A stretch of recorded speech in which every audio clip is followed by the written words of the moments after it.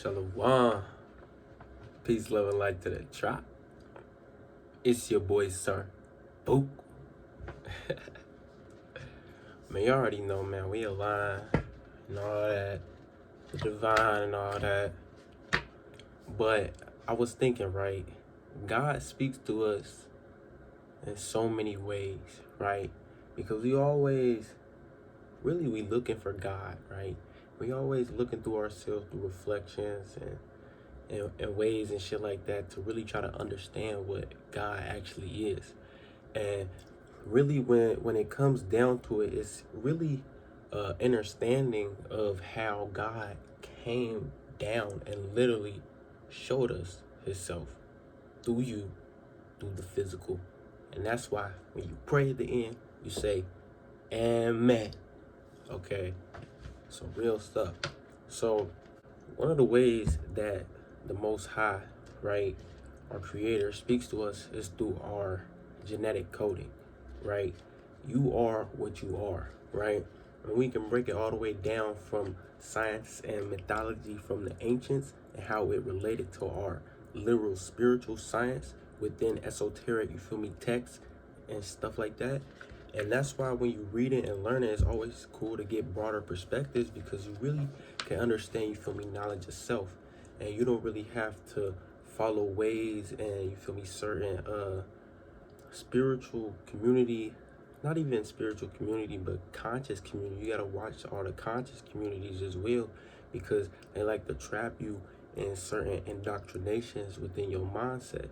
So it's always good, to take, text and what you're reading and always try to be in a state of receiving information and not always, following right or wrong, because in a lot of situations people are just giving their explanation based off their for consciousness and ability to express it through themselves, and all they can express is who they are and what they are according to, how things work. So this book right here is called My Ankh, right?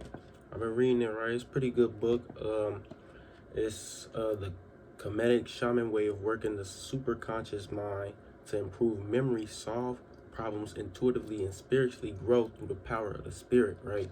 It's pretty nice. I want to check it out if you really interested in like how we truly are made in the image of God. And basically what separates us, from as being, human beings, right? And animals, right, is basically, how they try to tell us with the evolution theory and such like that. They try to, literally physicize everything, and you gotta understand a lot of the stuff that they have told us and indoctrinated us with is this stuff that they stole from us and kind of switched it around, which kind of makes it like perverted in such a way so that they can kind of spread their wickedness and make it more make us more desensitized to it. So we have certain parts of our brains, right? And these certain parts of our brains, actually, you can even like literally as within as without, right? Like our lower self, like our lower consciousness self is literally like there's a part of our brain called the reptilian complex or the or complex. Like you can literally like it's like bro, like they physicize everything and it's literal because our mind, right? Our mind is more than what our physical is, right? Because we have an actual brain, but the mind, right, that's actually doing the work, okay, which is actually your subconscious getting played through your superconscious, right? That is what is actually letting you know what level of your consciousness you're actually perceiving or projecting, right? So the R complex, right, also called the lizard brain, okay, it's the oldest part of the human brain and is the brain that is most dominant in reptiles, okay? The R complex consists of the lower parts of the brain known as the brain stem. And celerium, okay, scientists believe that this part of our brain developed a couple 100 million years ago and is solely responsible for controlling all of the basic functions such as breathing, circulation, digestion, reproduction, okay? It is also responsible for our body's movement and the execution of the fight or flight response, right? Basically, you feel me, your instincts. And since the R complex is primarily concerned with the physical survival, okay, this is your survival instincts. Also, our behaviors associated with the correspondence to instincts of animals like social dominance, territorial, and reproduction. It's all about survival. We have that within us as humans, okay? And this is the oldest part of the brain, remember? The R complex therefore provides us with the feelings of aggression, anger, lust, which can be seen as territorial fights, okay? Displays of anger, lustful mating bouts, okay? Which are automatic or habituary, okay? Behavior, responses existing in all human beings that are very difficult to alter, okay? So this R complex part of our brain, which is which our mind is projecting from, okay? This part, okay, and you can do a little, matter of fact, I'll show you real quick so that I don't lose you, because I don't want to lose you. Check this. Let me show the diagram. Okay. The R complex. Okay. It's down here. I don't know if it's on the right side, but yeah. Okay. And that is basically what is responsible for our survival instincts and such like that. And this is the oldest part of our brain. And when we dealing with, you feel me, our consciousness and the evolution of man, we can literally see this from the perspective of the journey of the soul, right? When you understand the perspective of the journey of the soul, we realize that we have all come from somewhere, right? And what us coming with means that we had to evolve into the state that which we are. And us being the human, right, and us relating this right back to how God connects with us and shows us that we are divine, right, in creation, okay, is that we actually have parts of our brain from our past, right? And this is how our mind evolves and we become better, right? And this is the purpose of this whole experiment in the first place, is to become better, okay? And moving on, right? We move up, okay? Let's go back to the diagram. It's cool though. Like it's called the mammal brain, right? Let me just relating this back. The limbic, okay, or mammal brain, the midbrain, is the second oldest part of the human brain, hence, and it reads on top of the R complex, okay? It's on top of it. So you got the R complex, which is, you feel me, lower, okay? And then you got the mammal brain, which is the limbic, okay? This is the midbrain, okay?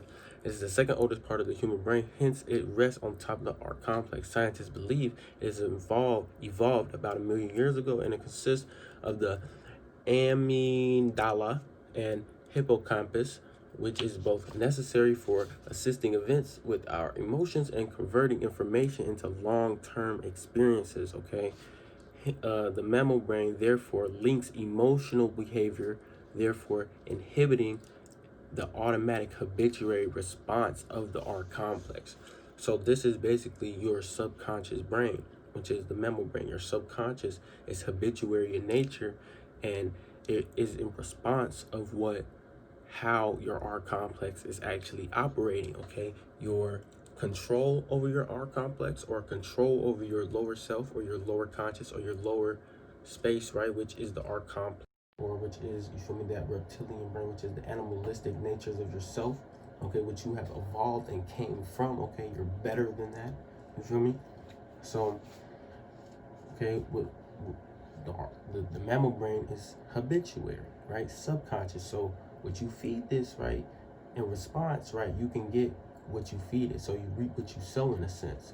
The mammal brain is also responsible for all the primitive activities that require us to express our emotions, feelings, particularly anything that has to do with our sense of smell and the need to bond, okay?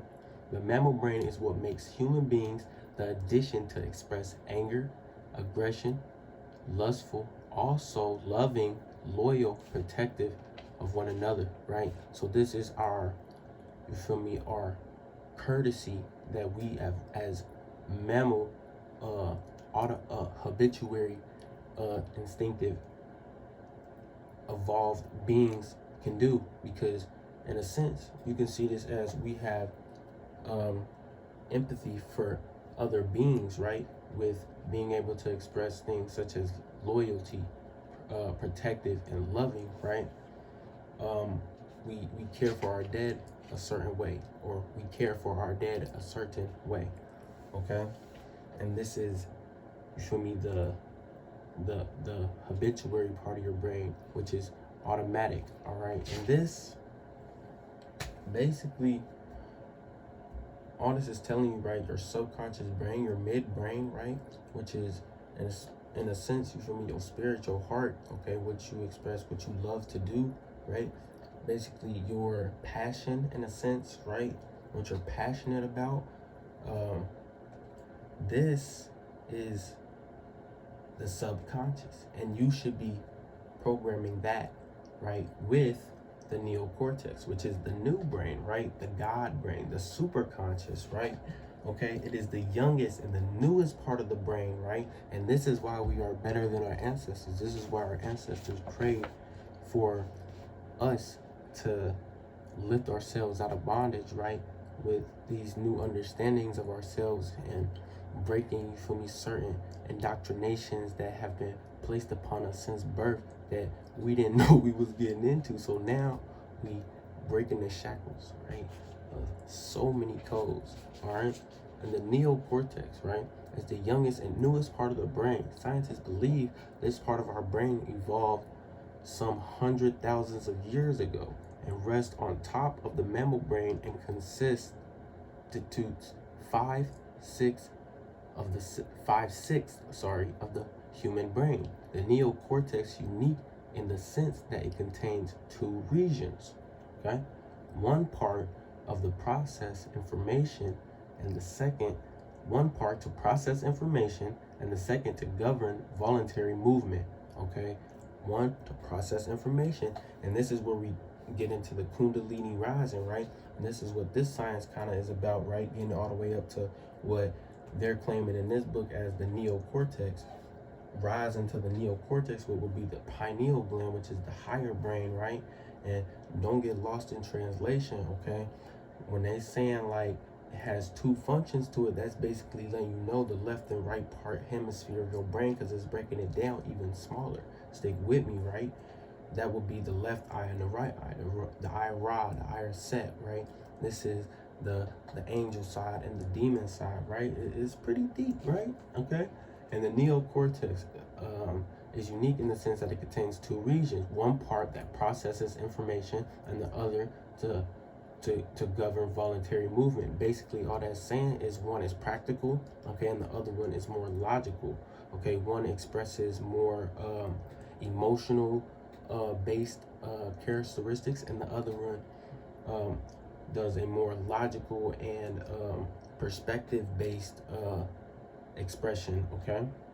The outer portion of our brain and is responsible for making, okay, it is the, okay, it is the outer portion of our brain and is responsible for making language, okay, as well logical and rational thinking possible, thus allowing us to see ahead and plan for the future, okay. So this is where we get awareness and consciousness and super consciousness, right? Because when we are aware of what is taking place in situations and feel me, or with people, places, or whatever, you observing this and being aware and conscious, okay, will actually give you the ability to see thus forward into the future, okay.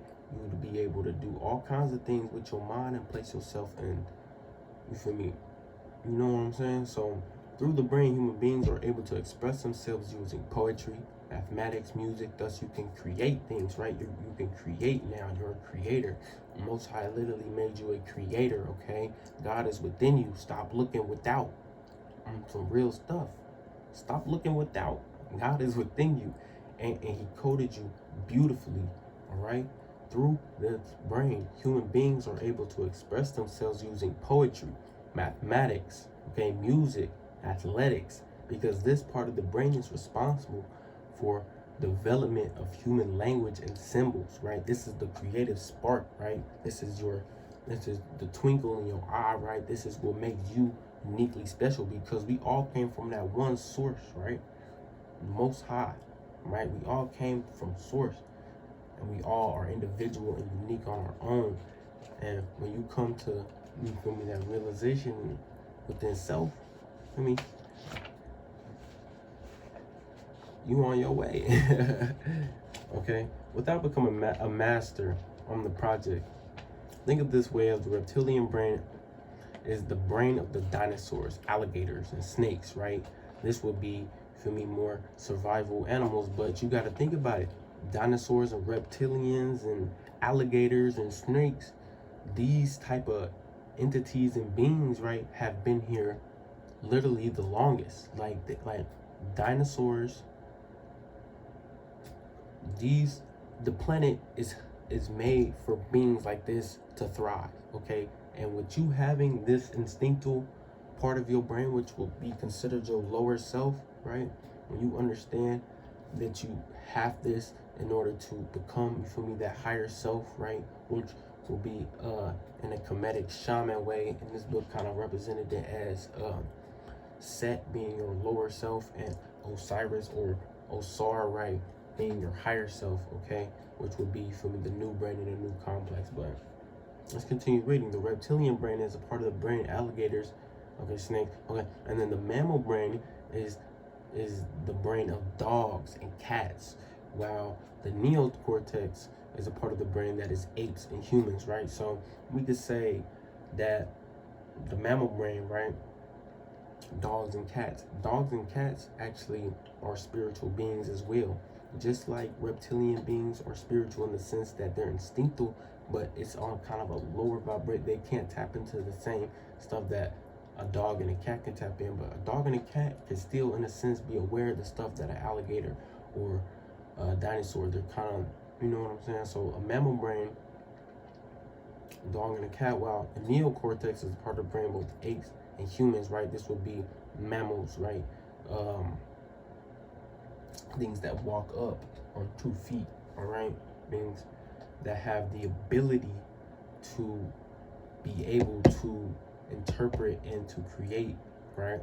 Okay, this indicates that 2 older brains are highly emotional, while the youngest of the 3 know fear and anxiety, okay? So this is how you have to be aware of your subconscious mind, and how your subconscious mind governs, you feel me, your lower self and the habituary nature of yourself. So your mammal self, right?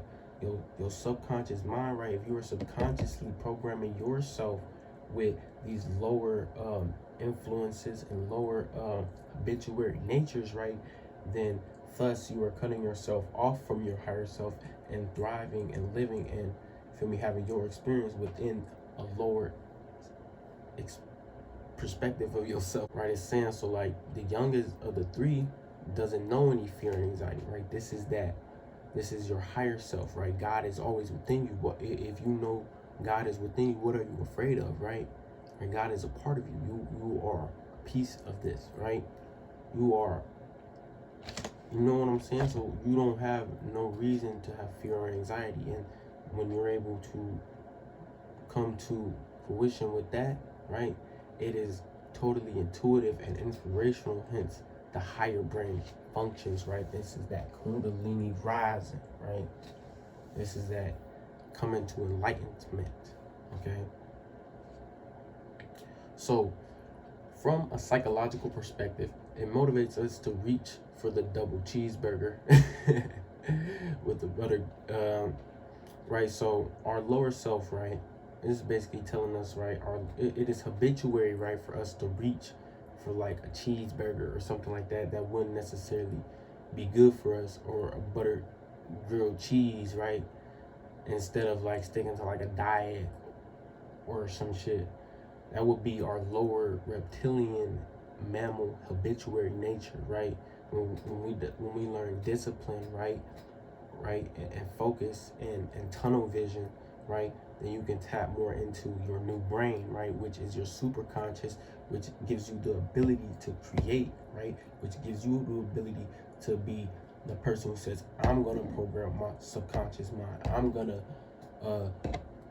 gonna use my magic a certain way, right? So that's really all it is, and it's telling you God is always within you, bro. So just the way you study is the way you study, okay?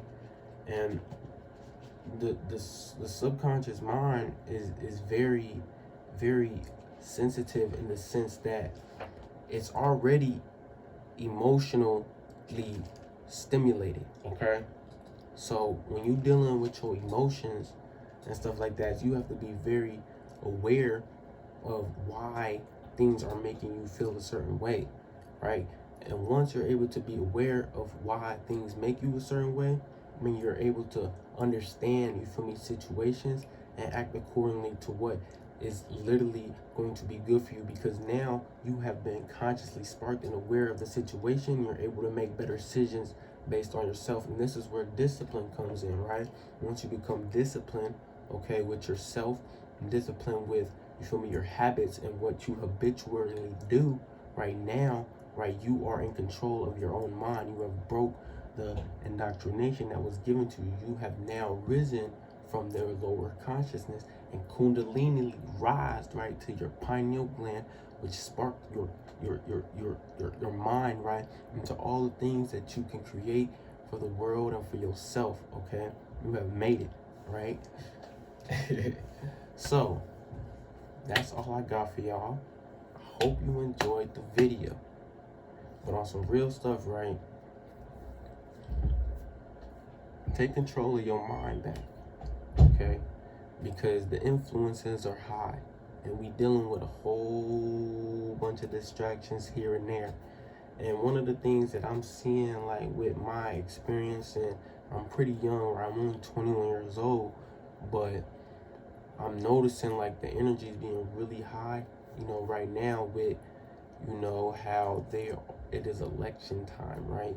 And with election, they are trying to really sway the emotions of the people, right? Even countries that aren't even a part of America, right, are tuned into the election. Why? Because it's entertaining, because these people understand the influences and how this stuff actually works, and they're actually able to do certain things and have people tune into that false light, and now they're able to control their mind in a certain way by doing certain rituals and using certain energies and symbols and stuff. And now before you know it, right, they got you, right? They got you.